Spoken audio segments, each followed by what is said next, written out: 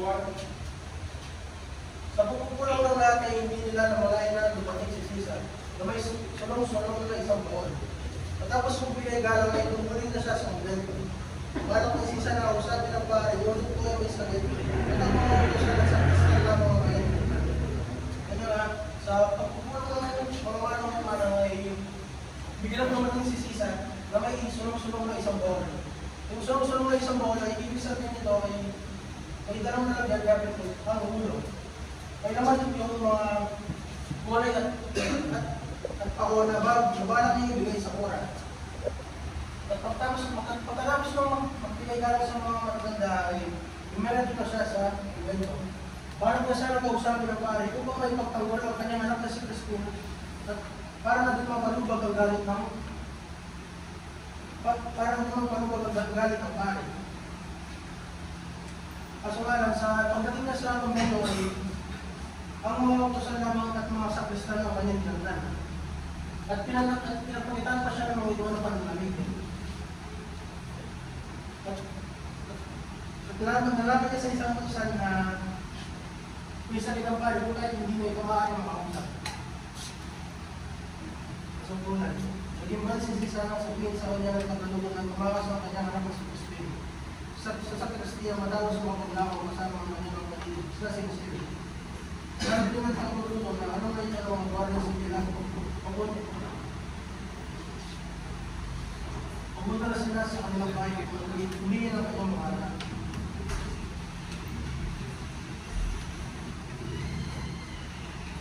Hindi kayo mausap ni isa lang pare dahil may salina at kaso. Kaya ang tagaluto na lang ang kanyang pinausap. Tinanong niya sa tagaluto kung maaari ba na makita ang kanyang anak na si Crispin. Sumagot ang tagaluto na huwag mo lang ipagkaila na wala sa iyong bahay ang kanyang yung anak. Sumagot rin si Sana, si Basilio ang nasa amin at pinag-iwan dito sa Crispin. Ako sinabi ng tagaluto na ipinaiwan nga dito, ngunit nagtalan yung pakapagnakaw ng maraming bagay. Sa mga naging Caesar ay hindi siya makalawa at walang mga salita ang makalabas sa kanyang bibig. Kung ganyan, hindi makapaniwala si Caesar sa mga paratang na narinig tungkol sa kanyang bata. Nakaupo na lamang siya sa mga paratang sa mga anak. Pinagpulakan din siya bago mabasa ang kanan. Sa mga sinabi ng tagaluto ay hindi nga makapaniwala si Caesar. Sinabi pa ng tagaluto na ang isa kang mabuting asawa, ang iyong anak naman ay yung masasama. At ang bunso ay mas lalaki mas masawa pa sa ama. Sa mga narinig ni Caesar ay nakaupo na lang siya, umabulbul na siya. Tapos nung sinabihin siya ng tagaluto na huwag doon iyak dahil may sakit nga ang pare at baka marinig pa siya iba. Yun na nga, pinagkulangan siya bago may pagano sa natin. At natapos yung kabanata na pinakpan ni Caesar yung kanyang mukha. Pinakpan niya ng panuwain. Parang kayo natapos pinigil na yung kanyang pagkikbi. At umalis na para bang umalis siya sa kumbento at para bang may pinakalan. Mahalagang aral. Ang kabanatang ito ay isang paalala ng ating mga kailangan at nasa kahimin. May ikan po sa ating mga mahal sa buwan. At ang pananagulo ng mga magulang hindi lang sa pagtatagulo ng kanilang mga kailangan makita ng mga pagtatagulo sa kanilang mahal ng buwan. Pagkakataling siya, sulit na namin sa buwan. Mga tao siya yung pinatong bagay na mga sulit na rin ang tapang sa pagkagulo. Sa Ostumagara, may pag-usap siya sa gulong tungkol sa kanilang magpusyon sa bayan sa Diego sa kanyang mga buwan. Dito na po pinatawag siya ibarat ng mga dalawang yan. Kung malakas na walang silang yung tao na hindi gano'ng makagawa sa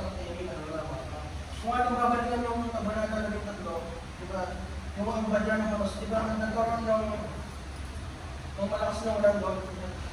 Yung sa panumulan ng kabanatang naging siya ay pinagdalapuan ako nalagay ng gawa nung pagtapos ng Diyos.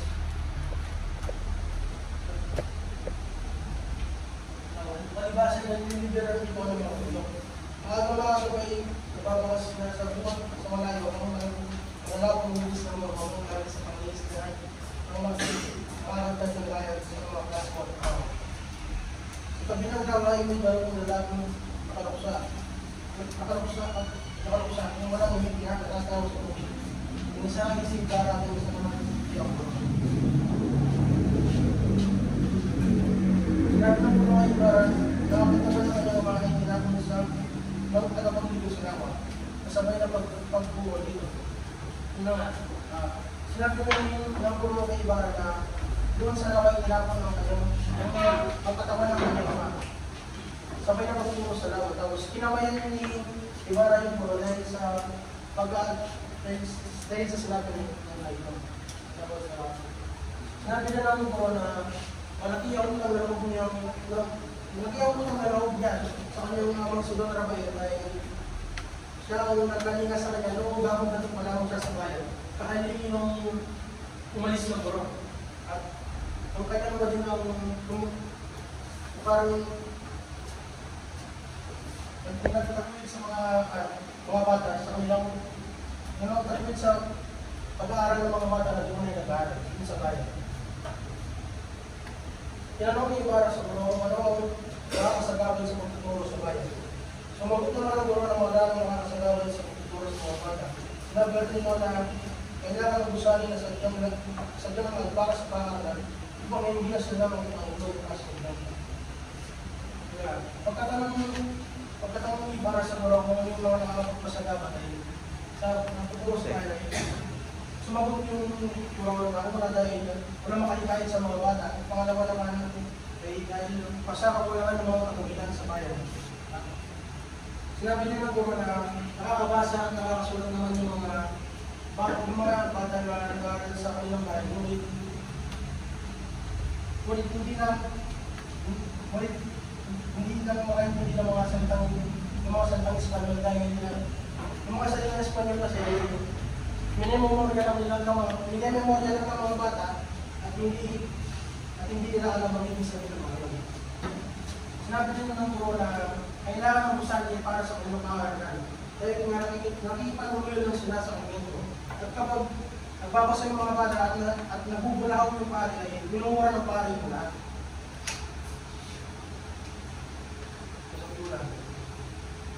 Ginawin ko ng Guro kay Ibarra na siya ay tinatawag Ibarra na dapat na siyang purakuman sa ngayon. Pagkakita sa pari ay dahil siya magbigay ng mga sa Bino Castilla. Ngunit ito ay hindi nagustuhan ni Padre Damo sa Guro. Ito sa ikinod siya ng Guro dahil sa pagdamit ng Bino Castilla. Sa pag-uusap ng Guro at ni Ibarra ay kwento rin ng Guro na sa araw ay pinatawag siya ni Padre Damo. At nung pati niya ito na sa Bino Castilla ay hindi niya ito nagustuhan at hindi na nagustuhan ni Padre Damo at pinutsa pa siya nito. Dahil sa nangyari yun, muntik na suburin ni dapat ng Guro si Padre Damaso. Kung hindi ko wala lang ang Guro, ang Guro. Sinabi din niya na hirap ang kanyang kalagayan sa bayan dahil sa maliit na sawat at maraming paglarap pa yung makasingil lamang ng mga bayan. Ganyan. Sa pagpapasa ng Guro sa mga kandidatos sa pagpapasyo, sa pagpapasa niya, lahat ng mga ay hindi nakatulong sa pagkakupo ng mga bata. Ito po ito ay nakakasama. Dahil sa nagpapasa ay pinawag ng Guro, at pinalis niya po ang maraw. Nung malaman ito ng Puray, nagsawa siya ng Guro. Sinabi rito na ibalik ang pangmaraw ng hindi susunod kaya ito sa kagkagin. Pagkaroon naman ng ilang araw, ay magulang naman siyang mga sa ilan sa kanya at siya ay sinumakan. Sa pagbabasa ng Guro sa mga aklat ng pilosopo tayo ay napapagod niya na ang pangmaraw ay hindi nakatulong sa pag-aaral ng mga bata. Hindi ito ay nakakasama kaya binago niya ang kanyang parang ng pagtuturo. Tapos, kung malaman ko ng Quran, siya ay tinatawag na. Sinabi nito na siya ay nakakasaya lamang ng panahon. At hindi niya ginagampanan ng kanyang tungkulin. At kung hindi siya babalik sa kanyang pagtuturo dati ay siya ay isusumbong ito sa alkalde. Maraan naman ang ilang araw yung mga magpulo naman ng mga bata ang nagsadya sa kanya. Sinumbatan din siya ng mga ito. Dahil sa parang ng kanyang pagtuturo. Kung kaya napilitan kung kaya't napalitan ng guro na bumalik sa pamamalo at pamamalian ng mga bata.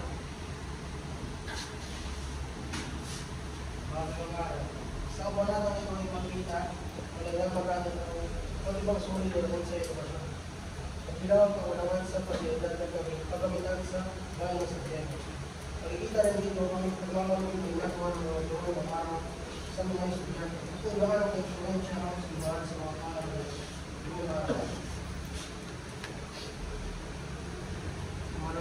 Kabanata na rin ay dalawang po. Ang pulang sa tribunal, mga tawag, ibarat ang guro. Sila mga panawin sa pulang. Yung Filipo, siya ang pinili ng mga isa sa mga nagmukhay, yung mga dapat gawin sa pestado. Siya ang nagpangako sa Quran na ito ang pagkakasulo nito sa darating na pestado. Kapitan Basilio, siya ang isa sa mga nagsalita sa ito. Pagpuan sa tribunal ng San Diego. Ang tribunal ay isang malaking bulwagang may mga pinubing na bato na nakukulang-kulan ng araw.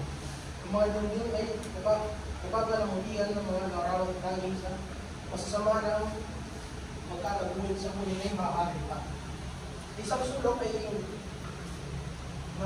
nakakasandi ang ilang umugwalin, sablet, spedin, at talbog sa panggamit ng mga artibiyero. Sa isang duro ng bulwagan ay may nakasanod ng isang larawan ng araw para kapantong sa mga hindi na magkakal. Dapat ang larawan ay may isang suyang lumang ay sira bakit tapos ito ay may isang pukit-pukit na kapag na naghiligil ng mga sira uugang ng siriyang bato. Dito nagpupulong ang mga iilang ginoo sa bayan ng mga layan ng San Diego. Ang mga nagpupulong dito ay naaari sa Peruang pagkat. Ang mga magdadala na aanos sa Latiyang Konservador at ang mga kabataan ay naaari sa Latiyang Konservador. Mga mahalagang pangyayari. Pinauna ni Don Filipo na siyang puno ng manikulan ng pagpupulong. Sinabi niya na malapit daw ang bisitahan ng bayan at hindi naman nagugustuhan ang ginawang pagkakantala ng kapitan sa pagkatalo ukol sa pagpupulong. Sinabi din niya na makinig ang isang sinabi din niya sa ilang nakikinig na ang isang hihim na pinagtapat ng mutasyo. Ang ibig din naman na naway sila ang magpakatalo. Pinangunan nito ang puso ko yung pulang tapos sinabi niya na hindi na nagustuhan yung ginawang pagkakantala ng kapitan. Tapos may isang lalaki na nagsabi na wala pa ang kapitan dahil siya ay nasa kumbento para kausap ng pulang. Sinabi din may isang din lalaki na nagsabi na sana kung manalo yung mga magpagda. Tapos yung isang nila naman na pinagtakat ng magpasyon sa kapitan ay Don Filipo pala ay kung gusto nilang manalo sa pagpupulong laban sa mga matatanda magpakapilangan sila sa mga ito. Imungkahi niya ang unang imungkahi ng mga matatanda. Pagsalita ang kapitan, ngunit tunod dahil sa kanyang matapang. Sa lagay tumindig sa pagkakapos sa Kapitan Basilio sa isang mahaba, maligoy na panantay, hiling niya, ipaniwanag ang bawat isa ng kanyang balat para sa pista. Matapos ay panatag siya ng ito, nag-isa ng isang kininawalan ng maramang malaki sa ibarra. Pagtapos ng salita ni Don Filipo, sinabi niya na manahimik ang lahat dahil papunta na sina Ibarra at Taguro. Tapos pagdating nila Ibarra ay numukulang sila kasama yung mga iba pang literal na sa grupo. At biglang dumating din yung kapitan. Hindi siya nakapagsalita dahil nga sa kanyang mga grupo. At si Kapitan Basil mo nalaman yung magsalita na sa iba-iba nagsasabihin na bawat isa kanilang mga gusto mangyari sa darating na Kristahan. Tapos man ay umupo siya at nagdala ng magpapalaki si Ibarra. Kasi nga, kalaban ay may kinakalaban ng trabayan si Kapitan Basil.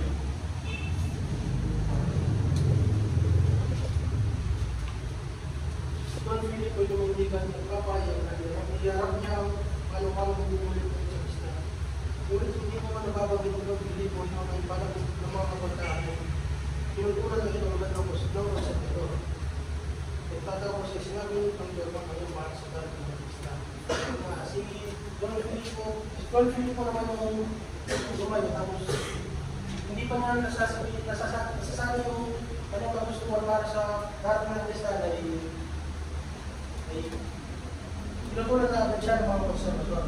Kaso, tumuloy pa rin siya sa kanyang mga sasabihin. Ang kanyang balak kasi ay kakasundin nila yung mga komedyante sa tungtungan. Magtatanggal din sila ng kahit na sunod-sunod na gabi. Magpapagawa din sila sa maraming dalawang taong bomba, dalawang taong umigis, na nakakalaga ng isang bawat isa. At gusto ni Juan Filipo na magtapos ang pista sa lava na mayroong limang dalawang taong na rin yan yung ating mga itsong bago.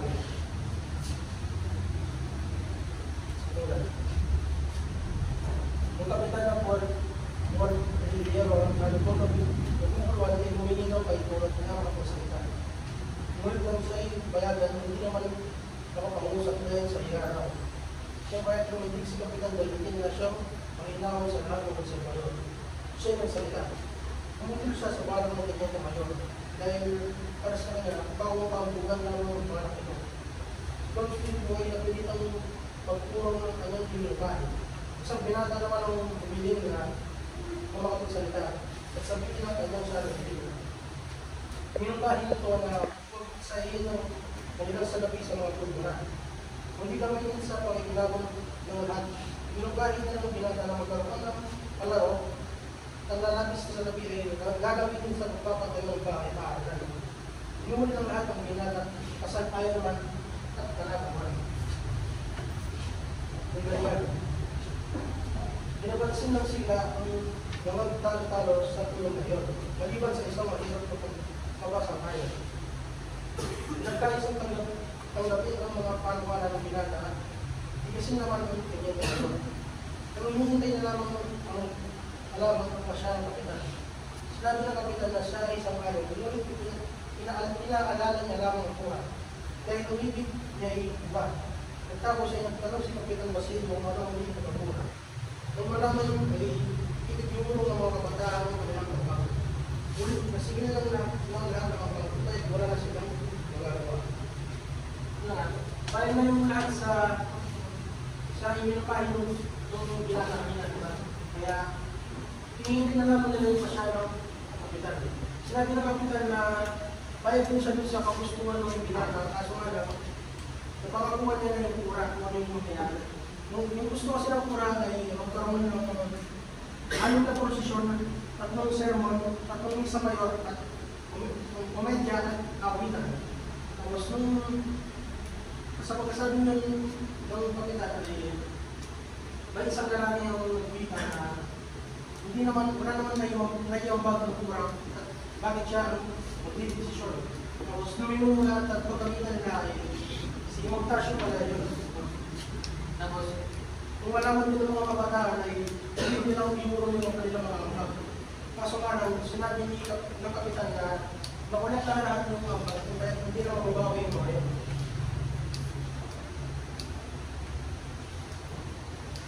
Pangalan ng ngalan. Pangalan ng matutunan sa mga nalang ito. Hindi mo magawa kung gaano maganda ang gagawin ng Krista sa isang mga. Hindi kailangan na 100% na gagas na sumulungan. Kung laging gagas, tulad ng pasusunod ng sumulungan. Laging isipin mo, hindi lang ang araw ng pista ang pagkagas siya pagkatapos ng pista. Ay marami pang mga sulit na hindi na pagkagas sa lahat na buhay ng pista. Matuto tayo yung paglaban ng ating mga pasusunod. Lalo na yun talaga ang mas mga huli sa bayan. Huwag namin matakot sa mga numuno at matataas sa pamahalaan. Ang mahalaan ng ito, ang mga kabanata ito ay nagpapakita ng iba't mga sikreto ng unang mo panahon ng kabanyilismo sa Pilipinas. Pinakita ng mga pangyayari at mga kapital sa lumira ang mga suliranin tulad ng kahirapan, katiwalian at pag-aapi. Sa pamamagitan ng kwento ng mga kabanata, nagbibigay sila ng mga harap at natutunan sa mga magbasa na magpamulat sa karangay ng lipunan at magbalat ng pagbabago. Self-reflection. Sa kabanata ng aming talakay, napagkat ako na ang mga sulit na raning sa bawat kabanata ay madalas pa rin natin nararanasan mga ito. Kagaya na lamang ng pagpupupok ng amang Basilio sa kanyang ina na si Sisa. Ito ay madalas pa rin mangyari sa ating panahon. Minsan na hindi na lang pagpupupok ng ginagawa, hindi ko matapos sa pagpili ng buhay ng ating mga kabayan at kabayan. Isa rin sa mga sulit na nararanasan tayo hanggang ngayon ay ang kanina ng sistema pagdating sa ustisya at sa education. Ang pagbibintang kay Kristin ng wala na magsabat na katibayan ay isang malaking pagkakamali at pag-aapi, lalo na sa mga walang laban na kagaya niya. Sa edukasyon naman ay ang pagkukulang sa mga pagkamitan at mga silid na alam na siya mismo sinabi ng Bro Ibarra. Ito ay isa rin sa pinakamahirap na sulit na nararanasan magpasama ng ngayon. Kaya minsan ay hirap na hirap ang ating mga estudyante pagdating sa pag-aaral. Minsan ay humihinto na lang ang iba sa ating mga kababayan sa pag-aaral.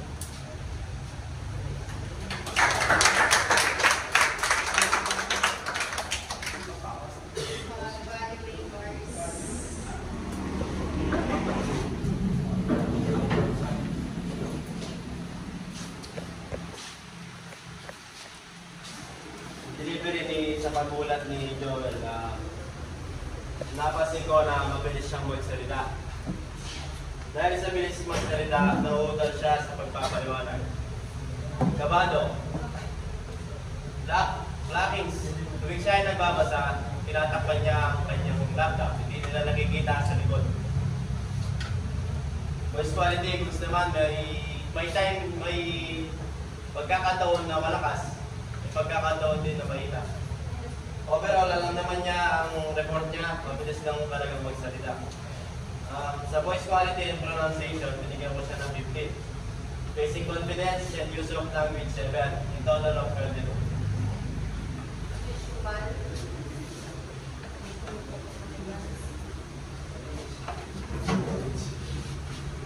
Text and color combination 5 kasi black naman yung font at yung background brown. Then sa font size, binigyan ko siya ng 8 kasi medyo maliit pero nakita naman.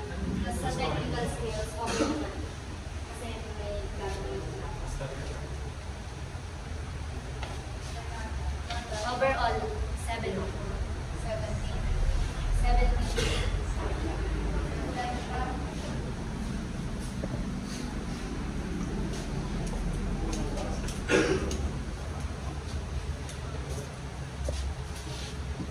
The reflection niya is parang mali kasi hindi naman